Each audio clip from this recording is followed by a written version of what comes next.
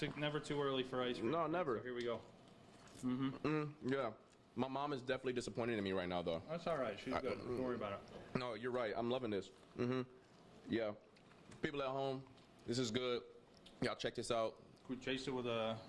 I like my job. Okay, all right. Yeah. So you know what? When this wraps up, maybe, but it's also kind of early. Like, the sun is barely up. What a journey it's been for Josh Allen. He was overlooked growing up in Fireball, California, having 0 stars when he graduated high school. He was overlooked after leaving junior college when the only school that wanted him was the University of Wyoming. He was overlooked in the NFL draft after he was the 3rd quarterback taken in his own class. He was overlooked after doing this in his first career playoff game. Okay, maybe he deserved to be doubted for that. But after last night, he is overlooked no more and reigns supreme as the NFL's MVP. Kentucky Wildcats, you guys know what a big cat is. The Troy Trojans, a man with a sword, with all the armor. Who do you guys think will win? Kentucky. Kentucky. Cat.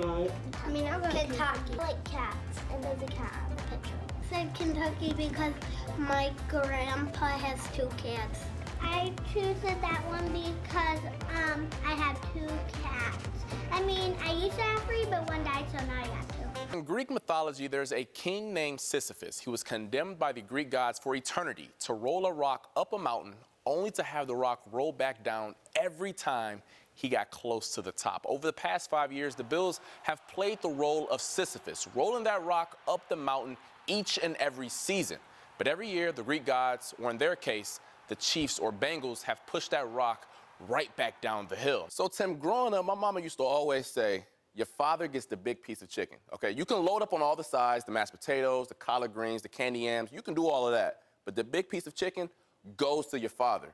The Bills offense this year, none of the receivers got the big piece of chicken. Everyone got full off the collard greens, the candy yams, and the mashed potatoes. Run right at him. You know how you slow down a bunch of fast guys who want to get after Josh Allen? You tell them, hey, I'm gonna put my paws on you and I'm gonna move you from point A to point B. You won a national championship with Trevor Lawrence back at Clemson, the Jaguars quarterback. 1, what is your relationship like with him? And 2, who has the better hair, and whoever argued about that?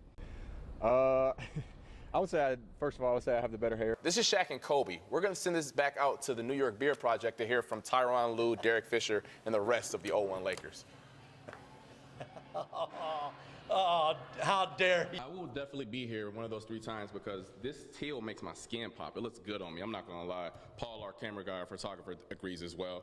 Brad, this look good on me? Perfect. Man, thank you. I'm going to figure out how to get this hat. Tomorrow night, the Ravens are bringing their historic rushing attack to Orchard Park. But what makes them so great? Well, they are massive everywhere. Their right guard is 380 pounds. Their 6th offensive lineman that comes in is 340. Their fullback is 300.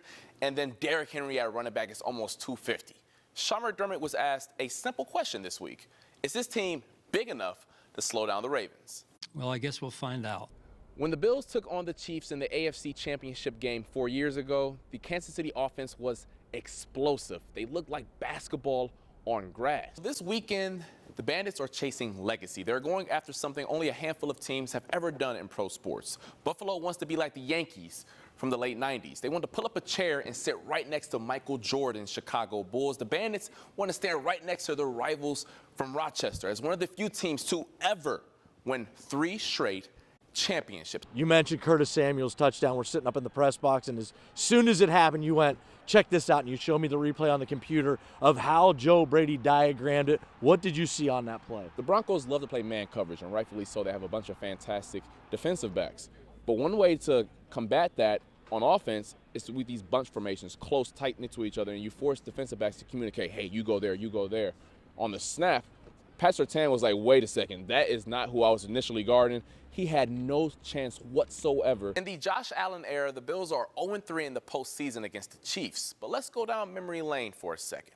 Peyton Manning lost his first 2 playoff games against Tom Brady before finally taking him down in 2006. Then in the NBA, Michael Jordan was 0-3 against the Detroit Pistons heading into their matchup in 1991. And well, you know what happened from there. Earlier this week, Von Miller said Ravens quarterback Lamar Jackson is a once-in-a-lifetime player. He admitted there isn't anyone in the whole world that plays football like him. And since he's a one-of-a-kind football player, the Bills are using a basketball reference to prepare for the 2-time MVP. Coach said something that really stuck with me, and he was like, he's like Kobe Bryant.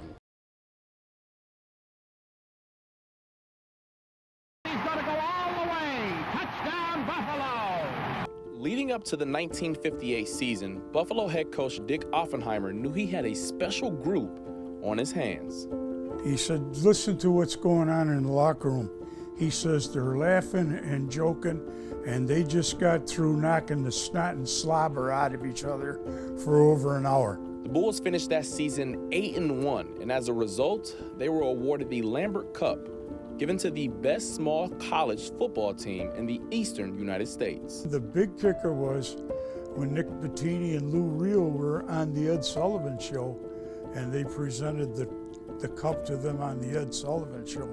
That convinced all of us that that was a pretty big deal. Shortly after, Buffalo was invited to the Tangerine Bowl, their first bowl game in program history. But there was a catch. They could only participate if the team's two black players, Willie Evans, the star halfback, and Mike Wilson, a defensive end, did not play. I just was shocked. I couldn't believe it. Couldn't believe it. But because of the color of somebody's skin, they weren't going to allow them to play on the field.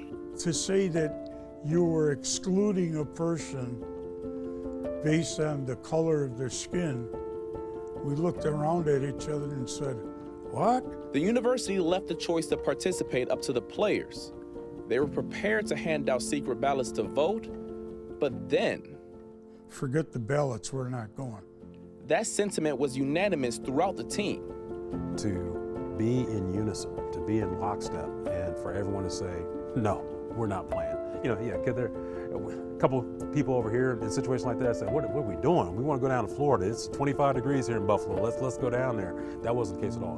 Willie Evans was a special player for the Bulls. He led them in rushing for 3 straight seasons. And to this day, he holds the school record for yards per carry. But his special traits transcended beyond the field. Oliverio said the best thing to ever happen to him was having Evans in his life. Just a humble person, a person that, you know, if he was sitting here, it wasn't about him. You know, it wasn't about him. It wasn't about his other African-American teammate. It was about them as one. And just such a humble person, such a non-assuming person, but also a person that would fight for what's right. Evans worked in the Buffalo Public Schools for over 30 years as a coach and educator. However, he passed away in 2017. And for his impact throughout the Buffalo community, UB renamed a residence hall in his honor. When you do have that name up there and you're a freshman that's living over there in those residential halls and you see the name, you know, what do? You look it up, okay? I walk through this area all the time. Who's Willie Evans? Nate Bliss said his teams didn't mention or even bring up the bowl game for decades. But then things changed when UB received another bowl bid in 2008. Despite the 50-year gap, Bliss said there were no regrets on their decision. Dan Balkenberg, he was the backup quarterback for the third string 1958 team. He says, you know, it's starting to annoy me and embarrass me for getting thanked to do the right thing. Dick Offenheimer was right. His team was special, not just for their success on the field, but for their bond as brothers in the face of adversity.